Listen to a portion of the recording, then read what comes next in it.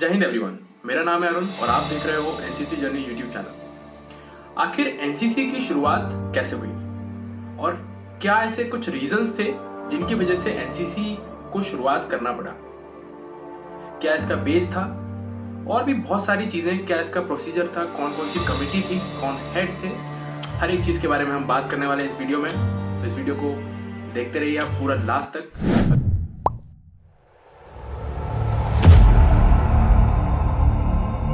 1666 में एनसीसी की शुरुआत जर्मनी में हुई थी। आज का जो इंडिया का जो एनसीसी है वो उस टाइम के एनसीसी से अलग था। बोलते हैं हम उसको नेशनल कैडेट कॉर्प्स ही है, बट उस टाइम का जो 1666 का जो एनसीसी था वो आज के टाइम से अलग था। इंडिया में एनसीसी की शुरुआत होती है 1917 के इंडियन डिफेंस एक्ट से, जिसका ऑब्जेक्टिव ये था कि जो आर्मी है उसमें जो शॉर्टेज है उसको पूरा करना है। और इसी इंडियन डिफेंस एक्ट 1917 के अंडर में यूनिवर्सिटी कॉर्प्स को बनाया गया। इंडियन डिफेंस एक्ट 1917 के ठीक 3 साल बाद 1920 में इंडियन टेरिटोरियल एक्ट आया। उस एक्ट का मोटिव ये था कि जो यूनिवर्सिटी कॉर्प्स है उसका जो लेवल है उसको थोड़ा रेज किया जाए। और इसी एक्ट के अंडर में यूनिवर्सिटी कॉर्प्स का नाम बदलकर यूनिवर्सिटी ट्रेनिंग कॉर्प्स रख दिया गया। फिर काफी टाइम तक यूनिवर्सिटी ट्रेनिंग कॉर्प्स ऐसे का ऐसा ही चलता रहा, पर 1942 में यूनिवर्सिटी ट्रेनिंग कॉर्प्स का नाम बदलकर यूनिवर्सिटी ऑफिसर्स ट्रेनिंग कॉर्प्स रख दिया गया, जो कि यूनिवर्सिटी ट्रेनिंग कॉर्प्स से थोड़ा सा अलग था। ब्रिटिश गवर्नमेंट का यूनिवर्सिटी ऑफिसर्स ट्रेनिंग कॉर्प्स को बनाने का जो मोटिव था वो वर्ल्ड वॉर 2 के दौरान फेल हो गया और वो जो चाहते थे यूओटीसी से वैसा उनको नहीं मिला। 2 सितंबर 1945 को वर्ल्ड वॉर 2 एंड हो चुका था और इसका रिजल्ट ये हुआ कि उनको कुछ नए आइडियाज और सोचने थे कि हम कैसे यूथ को ट्रेन करें और कैसे हम यूथ के जो पावर है उसको कंट्री के डेवलपमेंट में या फिर उनके पावर में ऐड कर सकें। वर्ल्ड वॉर 2 खत्म होते ही 29 सितंबर 1946 को कैडेट कॉर्प्स कमेटी बनाई गई, जिसके हेड थे एच.एन. कुंजरू। इनका पूरा नाम है पंडित हृदयनाथ कुंजरू। इस कमेटी में काफी सारे मेंबर्स थे और इस कमेटी के अंडर में काफी सारी सब कमिटीज बनाई गई थी छोटी छोटी, जिनका काम अलग अलग बांटा गया था। पंडित हृदयनाथ कुंजरू ने जो सब कमिटीज बनाए थे उन्होंने उनको अलग अलग काम दिए और अलग अलग जगह पर भेजा। उनमें से एक कमेटी को उन्होंने ब्रिटेन और फ्रांस में 1947 में भेजा, जिसका काम ये था कि वहाँ के यूथ एंड कैडेट ऑर्गेनाइजेशंस के बारे में स्टडी करना है। And at the same time जो दूसरी कमेटी थी उसको बाकी जो प्रोविंसेस थे इंडिया के अंदर में वहां भेज दिया गया। कुछ प्रोविंसेस ऐसे भी हैं जो आज के टाइम पर पाकिस्तान और बांग्लादेश में हैं। पंडित हृदयनाथ कुंजरू की जो कमेटी थी उनके जो मेन 6 मीटिंग्स हुए थे वो दिल्ली में हुए थे और उनकी रिपोर्ट लगभग तैयार ही हो चुकी थी कि एक पूरे देश को एक शॉक मिला कि 1947 में इंडिपेंडेंस इंडिया एक्ट को पास किया गया और भारत अब आजाद हो चुका था। यही हमारे देश का बंटवारा भी हो रहा था। ज्यादातर लोग माइग्रेट कर रहे थे एक जगह से उधर, हर जगह भागा दौड़ी मच रही थी। तो जो कमिटी की जो रिपोर्ट थी उसको एक तरफ कर दिया गया और किसी ने उस पर ध्यान नहीं दिया।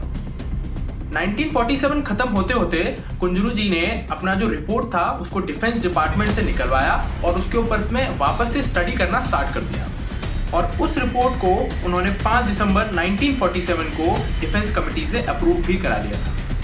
1947 में दिसंबर में ही वो जो उनका रिपोर्ट था उसको जो चीफ सेक्रेटरीट और चीफ कमिश्नर थे दूसरों प्रोविंसेस के, उनको भेज दिया गया उनके कंसेंट के लिए। आज के टाइम पे वो जो चीफ सेक्रेटरीट और चीफ कमिश्नर हैं वो चीफ मिनिस्टर हैं सभी स्टेट्स के। ठीक 1 महीने बाद सभी प्रोविंसेस से उस रिपोर्ट का उनको रिप्लाई मिला और उस रिप्लाई के आधार पर एक ड्राफ्ट बिल तैयार किया गया, जो कि 19 मार्च 1948 को कॉन्स्टिट्यूएंट असेंबली में भेज दिया गया। कॉन्स्टिट्यूएंट असेंबली से पास होने के बाद अब कैडेट कॉर्प्स कमेटी के जो हेड थे एच.एन. कुंजरू जी, उनको उस बिल के लिए गवर्नर से कंसेंट चाहिए था। तो 16 अप्रैल 1948 को गवर्नर ने अपना कंसेंट दिया और उस बिल को पास कर दिया, जो कि पार्लियामेंट एक्ट नंबर 31 ऑफ 1948 के नाम से जाना जाता है। पर बात यहां पर खत्म नहीं होती है। एनसीसी एक्ट अब बन चुका है, पर अभी इसको पूरे कंट्री में इंप्लीमेंट करना है। तो जिस टाइम पर एनसीसी एक्ट बनकर तैयार हुआ अप्रैल में 1948 में, उस टाइम पर सभी स्कूल्स बंद थे और समर वेकेशंस चल रहे थे। तो जुलाई में सारे स्कूल्स खुलने थे और जुलाई में स्कूल खुलते ही 15 जुलाई 1948 को एनसीसी का इनॉग्रेशन किया गया और पूरे देश में काफी सारे कैडेट्स ने एक साथ एनसीसी को ज्वाइन किया। जब 1948 जुलाई में एनसीसी का इनॉग्रेशन हुआ, उस टाइम पर 96 सीनियर डिवीजन के यूनिट्स को बनाया गया, जिसमें जो बटालियंस का कंपोजिशन था वो कुछ इस तरह से था: एक armoured corps, 3 artillery, 5 engineers, 2 signals and 2 medicals and 83 companies of infantry battalion। तो 1948 में जो कैडेट्स की संख्या थी एनसीसी में वो थी लगभग 20,000।